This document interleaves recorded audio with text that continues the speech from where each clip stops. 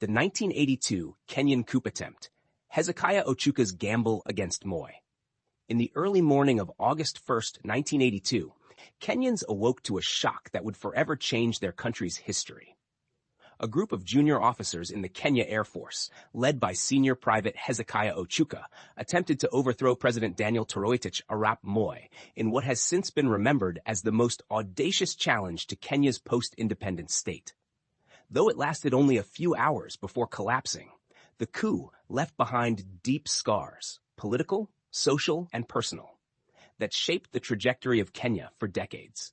This is the detailed account of how a small group of young, disgruntled soldiers nearly toppled a government, the chaos they unleashed on the streets of Nairobi, and the brutal consequences that followed. Part 1. Seeds of Rebellion. To understand the attempted coup of 1982, one must first step back into the political atmosphere of Kenya in the late 1970s and early 1980s. When President Jomo Kenyatta, Kenya's founding father, died in August 1978, Daniel arap Moi, then vice president, was sworn in as president. Moi was a compromise choice. He came from a minority community, the Kalenjin, and many of the Kikuyu political elite who had dominated since independence underestimated him, thinking he would be weak and easy to control.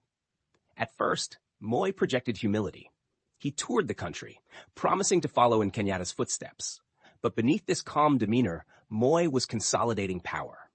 Slowly but surely, he sidelined powerful Kenyatta loyalists and built his own political machinery. By 1982, he was firmly in charge, but not without enemies. Discontent was growing in multiple quarters. The economy was weakening under the pressures of global oil shocks and mismanagement. Unemployment was rising, especially among the youth. Universities, particularly the University of Nairobi, had become hotbeds of radical thought. Student leaders openly criticized Moi's government, accusing it of corruption, tribal favoritism, and betrayal of the independence ideals. Underground leftist groups, influenced by Marxist and socialist thought, began calling for revolutionary change. Amidst this climate of dissent, the Kenya Air Force stood out as a unique institution. Compared to the Army, it attracted younger recruits, many of whom were more educated and exposed to radical political literature. Some of these soldiers began to believe that Moi's government was illegitimate and had to be replaced.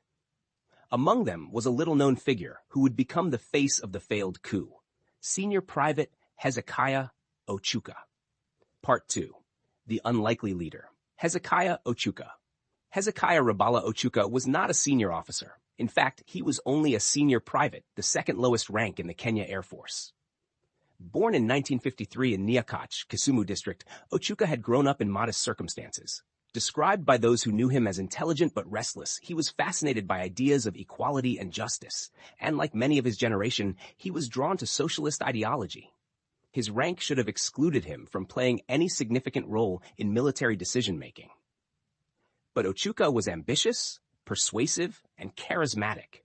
He gathered around him a small circle of loyalists, mainly fellow Air Force men from Nyanza and Western Kenya, who shared his disillusionment with Moi's government.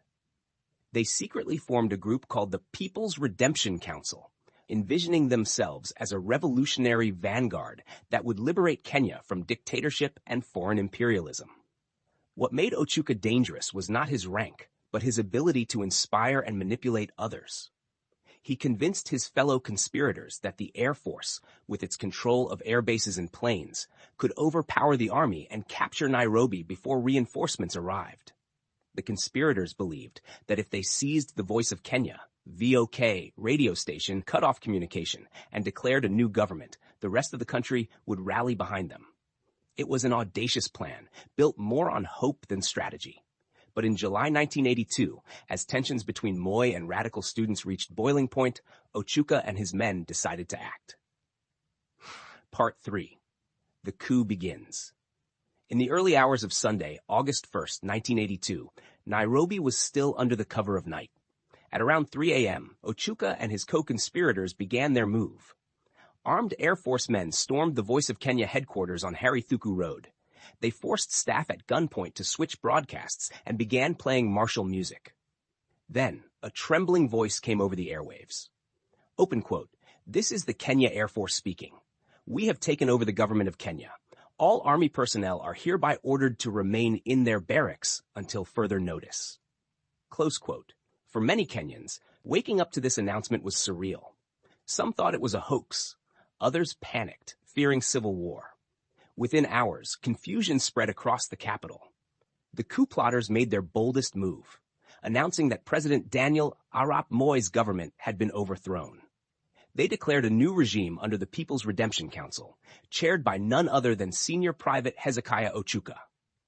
The irony was not lost on many. An ordinary airman with little command experience suddenly proclaimed himself head of state. Part 4. Chaos in Nairobi. As dawn broke, Nairobi descended into chaos. While the coup plotters had succeeded in seizing the radio station, they had grossly underestimated the challenges of holding power. The Kenya Army, loyal to Moi, quickly mobilized. Soldiers from the 20th Parachute Battalion and the General Service Unit, GSU, were ordered to crush the rebellion. Meanwhile, without clear instructions from their leaders, many of the Air Force rebels began looting. Shops in downtown Nairobi were broken into, goods stolen, and civilians harassed. What had begun as a supposed revolution turned into lawlessness. For ordinary Nairobians, it was a terrifying experience. Buses stopped running, businesses shut down, and gunfire echoed through the streets. Families locked themselves indoors, unsure of who was in control.